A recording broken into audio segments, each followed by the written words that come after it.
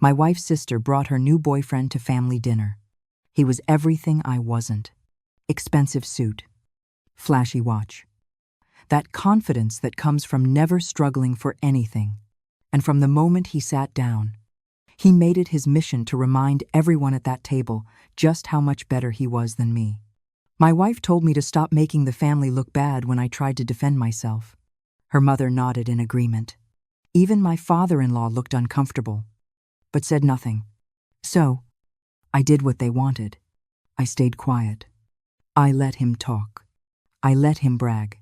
I let him mock my job, my car, my life, until he made one critical mistake. He mentioned where he worked. That's when I pulled out my phone. And what happened next made every single person at that table realize they'd picked the wrong side. My name is Nathan Cross. I'm 34 years old and I work as a senior compliance officer for the Federal Trade Commission in Chicago. It's not glamorous work. Nobody writes movies about compliance officers. We don't get the corner offices or the expense accounts. What we do is enforce consumer protection laws, investigate fraud, and make sure businesses aren't screwing over the American public. The pay is decent. Government benefits are solid. But it's never going to make me rich. And for the past 3 years of marriage to Emily, that's been just fine until her younger sister Brooke started dating Trevor Lancaster. The first time I heard about Trevor was 6 weeks ago. Emily came home from lunch with her sister, absolutely glowing with excitement. Nathan, you won't believe it. Brooke met someone amazing. He's a senior executive at some consulting firm downtown. Drives a Porsche. Has a penthouse in River North. Takes her to all these incredible restaurants. That's great, I said, not looking up from the report I was reading about predatory lending practices. Emily frowned at my lack of enthusiasm. You could at least pretend to be happy for her. I am happy for her, I said. I hope he treats her well. He's taking her to Paris next month. Emily continued. First class. 5-star hotels. She sent me pictures of the places they're staying. It's like something out of a magazine. Over the next few weeks, Trevor became the only topic of conversation in Emily's family. Her mother, Patricia, called constantly with updates about Brooke's new relationship. Brooke says Trevor knows the mayor. Brooke says Trevor just closed a $20 million deal. Brooke says Trevor is taking her to a charity gala where tickets cost $5. $0 each. Every conversation seemed designed to highlight everything Trevor had that I didn't. Emily started making comments. 2. Small things at first. Trevor took Brooke to that new steakhouse downtown, the one we couldn't afford for our anniversary. Or Brooke posted photos of the jewelry Trevor bought her. Did you see the size of those diamonds? I bit my tongue and kept working.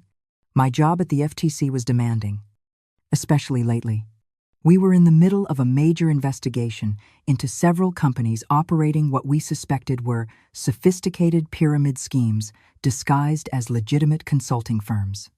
I was working 60-hour weeks building cases, coordinating with attorneys, preparing for potential prosecutions. Then came the dinner invitation. Emily's mother wanted to host a family dinner so everyone could meet Trevor properly. The tone in Patricia's voice when she called made it clear this wasn't optional. Nathan, I expect you to be on your best behavior. Patricia said, Trevor is very successful and well-connected.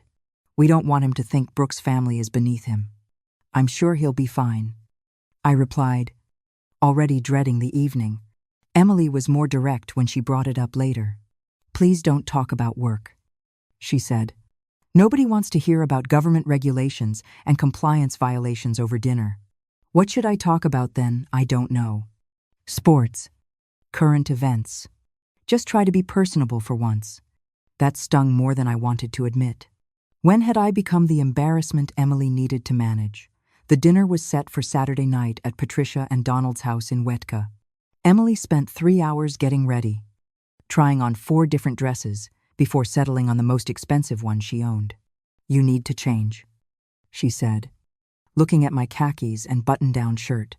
Trevor's going to be wearing a suit. I'm comfortable in this. Nathan, please, just this once. Can you try to look successful? I changed into my one good suit, the one I wore to important meetings at work. It was 5 years old and had been tailored when I weighed 10 pounds less. But it would have to do. We drove to Wetka in our 7-year-old Honda Civic, Emily checking her makeup in the visor mirror every few minutes. When we pulled up to her parents' house, there was already a silver Porsche 911 parked in the driveway, gleaming under the streetlights like a trophy. Trevor Lancaster was exactly what I expected. Late 22nds. Perfectly styled hair. A suit that probably cost more than my monthly mortgage payment. He had that practiced charm that wealthy people develop. The kind that makes everyone in the room feel like they're the most important person he's ever met. When we walked in, he was holding court in the living room. Patricia and Donald hanging on his every word, while Brooke sat next to him with an expression I can only describe as worshipful. "Nathan." "Emily," Patricia called out. "Come meet Trevor." We walked over, and Trevor stood up, extending his hand with a smile that showed too many teeth. "Nathan." "Right, Emily's told me so much about you. All good things. I hope." Trevor's handshake was firm, bordering on aggressive. "Absolutely. She mentioned you work for the government. That must be interesting." The way he said interesting made it clear he meant boring.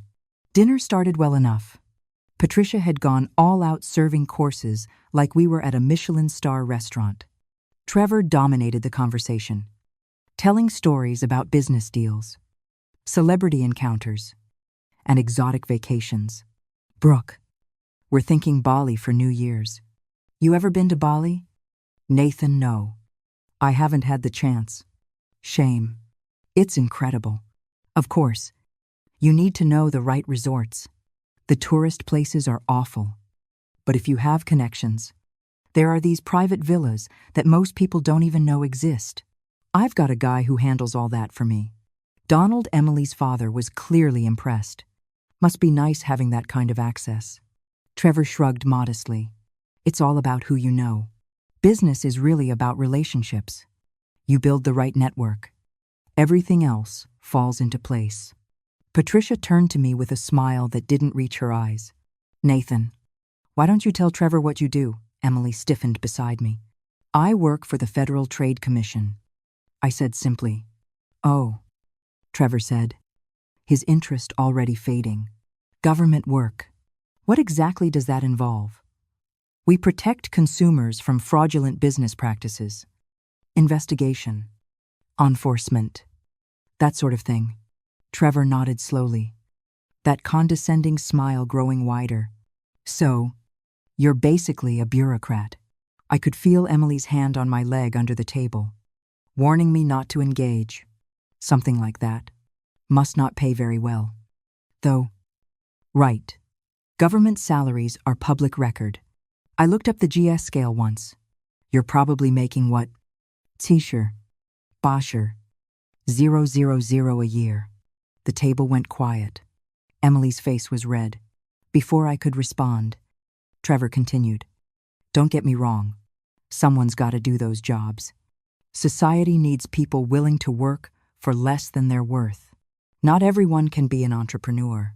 Brooke laughed. Actually laughed at her sister's husband being insulted. Trevor's company just landed a consulting contract with 3 Fortune 500 companies. "It's a completely different world." "I'm sure it is," I said evenly. Patricia jumped in quickly, steering the conversation away. "Trevor, tell us more about this charity gala next week." "Oh, it's going to be incredible," Trevor said, happy to return to his favorite subject. "The governor will be there.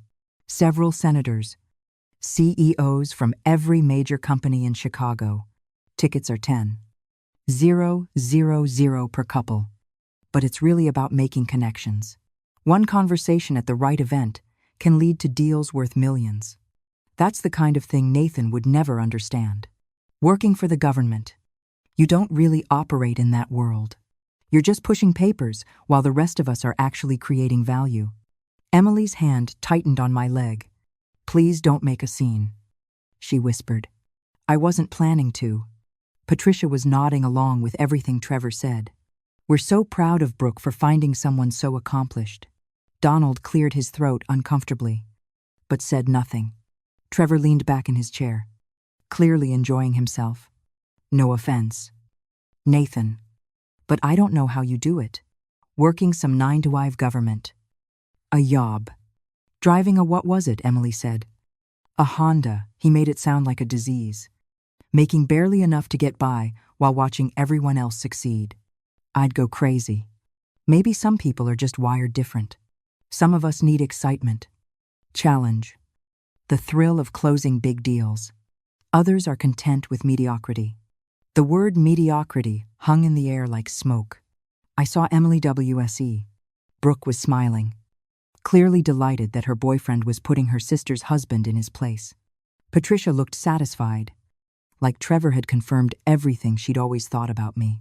Even Donald, who'd always been kind to me, wouldn't meet my eyes. Trevor, Emily said weakly. That's a little harsh. I'm just being honest, Trevor replied. No point in sugarcoating reality. Nathan seems like a nice enough guy, but let's be real. He's never going to make real money in government work. He's never going to drive a Porsche or take you to Paris or live the kind of life Brooke and I are building. It's not his fault. He just doesn't have the drive. Some people are leaders. Some are followers. It takes all kinds to make the world go round. That's when he made his critical mistake. The consulting firm I work for, we deal with this all the time.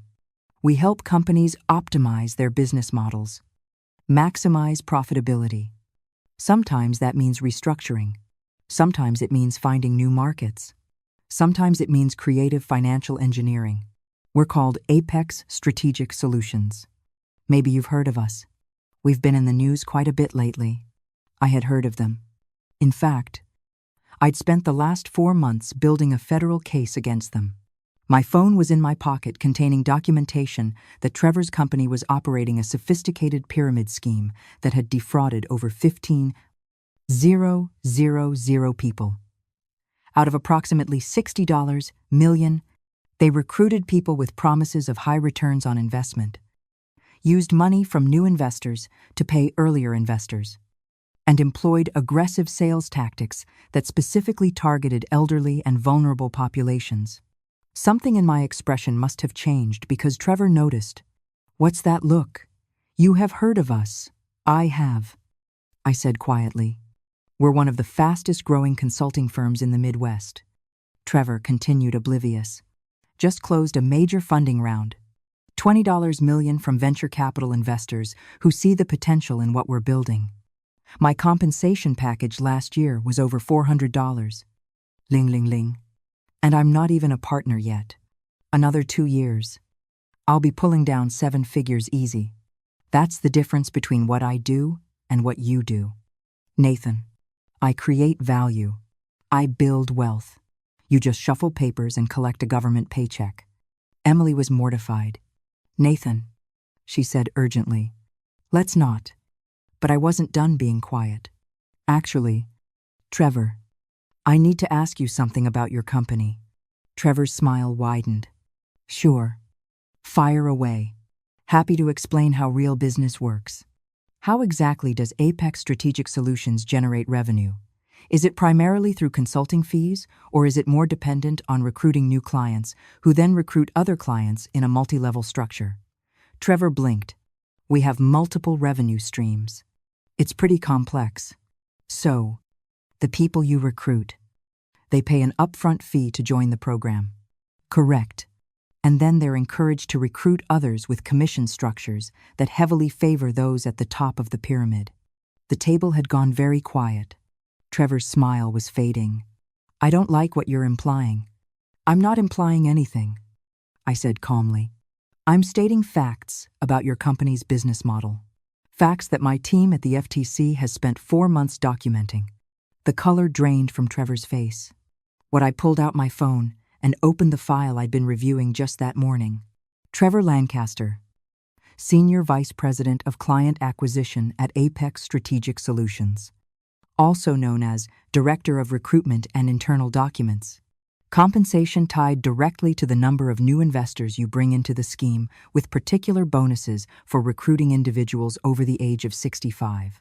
The table erupted. "What is he talking about?" Brooke demanded. Emily was staring at me with an expression I couldn't quite read. Trevor was standing now, his face red. "You have no right to investigate me personally." "I didn't investigate you personally," I said. "I investigated your company. You just happen to be one of the key players in a fraudulent organization that's currently under federal investigation for operating an illegal pyramid scheme, wire fraud, and targeting vulnerable populations." Patricia was shaking her head in disbelief. "Nathan, this is ridiculous. Trevor's company is highly successful. They have legitimate investors." I turned my phone around so everyone could see the screen.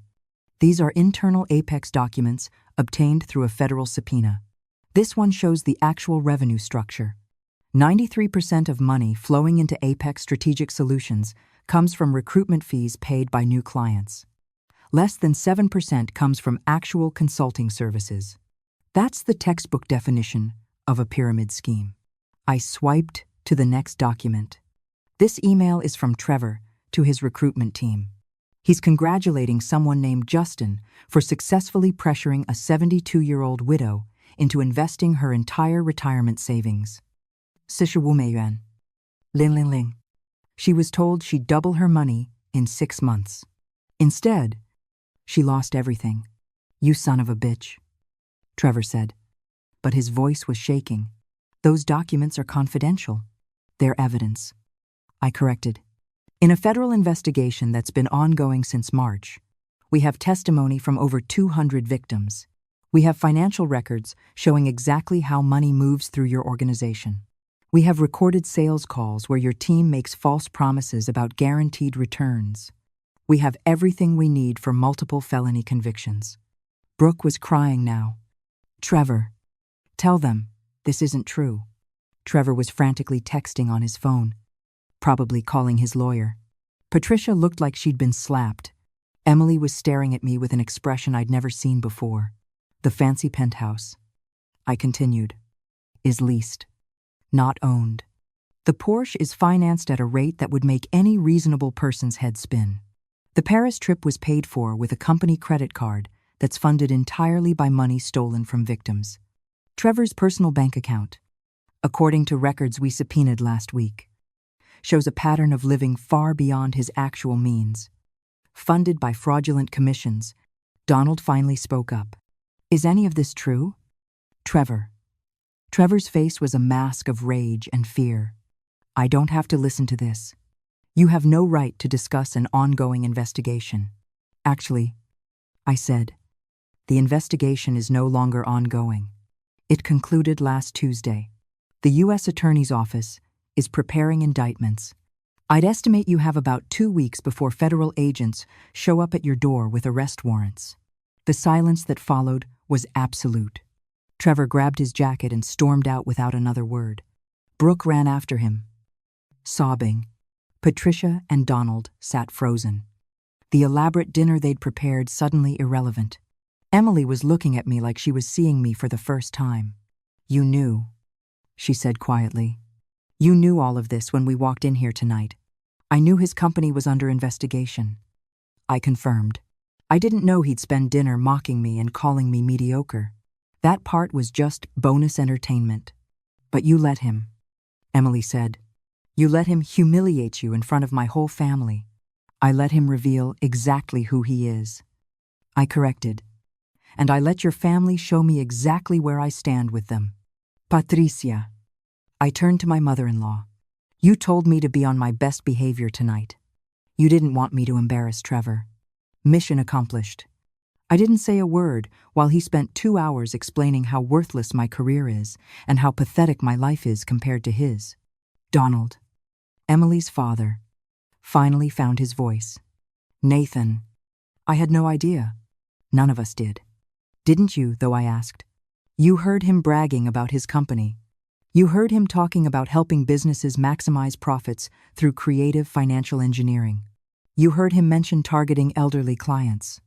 Every warning sign was right there. But you were too impressed by the Porsche and the Paris trips to ask any questions. Patricia's face went red. That's not fair. Isn't it? I stood up. Trevor Lancaster is exactly the kind of person my job exists to stop. He's a con artist who preys on vulnerable people and uses the money to fund a lifestyle designed to impress people like you. And when he walked into your house tonight, instead of being skeptical of someone too good to be true, you all decided I was the problem because I don't drive a Porsche, because I can't afford to take Emily to Paris, because I work a government job that actually matters instead of scamming people out of their retirement savings. Emily was crying now. Nathan, I'm so sorry. I should have defended you. You're right. I said simply, you should have. I left the house and drove home alone. Emily stayed at her parents' house that night. The next morning, she came home early. We need to talk, she said. I was reading the newspaper in our living room, drinking coffee like it was any other Sunday morning. Okay. I said, I'm listening. I was wrong, Emily said, sitting down across from me.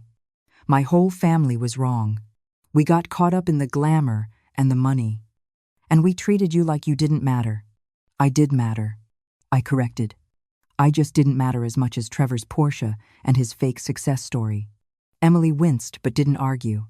My mom called this morning. She and my dad want to apologize. Do they? Or do they want to apologize because they're embarrassed they got fooled? Both, probably, Emily admitted. Brooke's devastated. She really believed Trevor cared about her. He probably did in his own way. I said, sociopaths are capable of affection. They just prioritize themselves above everyone else. Emily was quiet for a long moment. Then she said something I wasn't expecting. I've been treating you like Trevor treated those elderly victims. What do you mean? You provide security, stability, genuine care. But I've been chasing the fantasy of something more exciting, something flashier.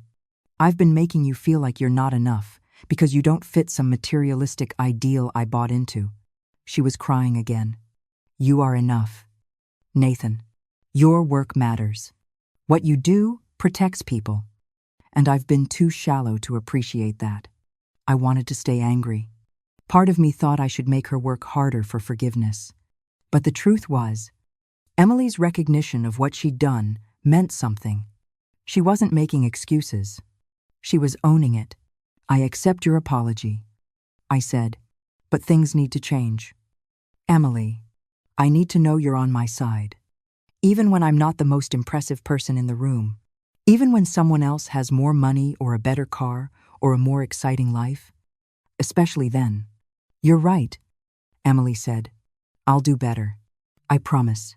Over the next 2 weeks, the Trevor Lancaster situation exploded exactly as I predicted. Federal agents arrested him along with 4 other Apex Strategic Solutions executives. The company was shut down, assets seized, and victims were directed to a federal claims process. The story made local news, then national news, when reporters dug into just how many people had been defrauded. Brooke called Emily every day, alternating between despair and anger. How could I have been so stupid? I saw the signs. I just didn't want to believe them. Patricia called to apologize formally. Nathan, I judged you unfairly. You were trying to warn us in your own way, and I was too impressed with the wrong things to listen. Donald sent an email that was surprisingly thoughtful. He acknowledged that he'd always been uncomfortable with Trevor, but hadn't trusted his instincts because everyone else seemed so certain. That dinner became a turning point for Emily's family. Patricia started asking me about my work, actually listening when I explained what I did. Donald invited me to lunch, just the 2 of us, and asked questions about how to spot financial scams. Even Brooke, once she recovered from the heartbreak, seemed to look at me differently. The trial happened 6 months later. I testified about the investigation, explained how we'd built the case, and watched Trevor Lancaster's defense crumble under the weight of evidence. He was sentenced to 8 years in federal prison. His co-defendants received similar sentences. The judge made a point of saying that people who prey on the vulnerable deserve the harshest penalties the law allows. Emily was in the courtroom gallery watching. Afterward, she took my hand as we walked out of the courthouse. "I'm proud of you," she said. "Not because you humiliated Trevor at dinner, though I'll admit that was satisfying to watch. I'm proud because you do work that actually matters. You protect people who can't protect themselves. That's worth more than any Porsche." 6 months after that, we bought a new car. Nothing fancy, just a reliable Toyota that fit our budget and our values. But Emily insisted on one thing. She wanted a bumper sticker made. It said, "My husband is a compliance officer, and he's a hero." It's corny and embarrassing, and I love it. Sometimes people ask about it at red lights or in parking lots. Emily always tells them the story. Not the whole story, but enough about how I stopped a man who was hurting people, and how she learned that real success isn't measured in bank accounts or sports cars. It's measured in the lives you protect and the integrity you maintain, even when everyone around you is chasing something shinier. I still see Patricia and Donald regularly. We have family dinners, though the atmosphere is different now. There's more respect, more genuine conversation. Patricia asks me about my cases, the ones I can discuss. Donald wants to understand how federal investigations work. They've both become advocates for consumer protection, sharing information about scams with their friends, and warning others to be skeptical of opportunities that seem too good to be true. Brooke eventually started dating again. She's more careful now, more skeptical, but also more genuine. She told Emily that watching Trevor's arrest taught her that character matters more than charisma, that the quiet, steady people who don't seek attention are often the ones actually doing important work. As for that dinner, it's become family legend. The night Nathan took down the con artist, Patricia tells the story at parties, though she leaves out the parts where she told me to behave and worried about impressing Trevor. Donald claims he knew something was off about Trevor all along, which isn't quite true, but I let him have it. Emily tells the most accurate version. She doesn't hide her mistakes or pretend she had my back from the start. She owns the fact that she was impressed by the wrong things and learned a hard lesson about what actually matters. And me, I went back to work at the FTC, still pushing papers, still making my government salary, still driving a car that will never turn heads. But I sleep well at night knowing that the work I do protects people who need protecting, that the quiet, boring job Trevor Lancaster mocked is exactly the job that brought him to justice. Sometimes I think about that dinner and what would have happened if Trevor hadn't been so arrogant, if he'd just been polite, kept his mouth shut, not spent 2 hours explaining how superior he was to everyone else at that table. Maybe he'd have gotten away with it longer. Maybe the investigation would have taken a different path. But arrogance is usually what brings people like Trevor down. They can't help themselves. They need everyone to know how smart they are, how successful, how much better they are than everyone else. And that need to impress, that desperate hunger for validation, makes them sloppy, makes them brag about things they should keep quiet, makes them mention their company name at a family dinner where a federal compliance officer happens to be sitting quietly taking notes.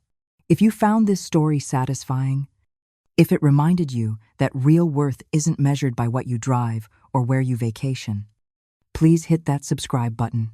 Leave a comment below about a time when someone underestimated you and lived to regret it. And don't forget to like this video, because sometimes the quiet people in the room are the most dangerous ones. Not because they're violent or cruel, but because they're competent, because they do work that matters, because when the moment comes to reveal the truth, they have receipts. And there's nothing more devastating to a con artist than someone who actually knows what they're talking about. Until next time, remember that the most impressive people often don't need to impress anyone. They just do their jobs, protect their communities, and let their work speak for itself.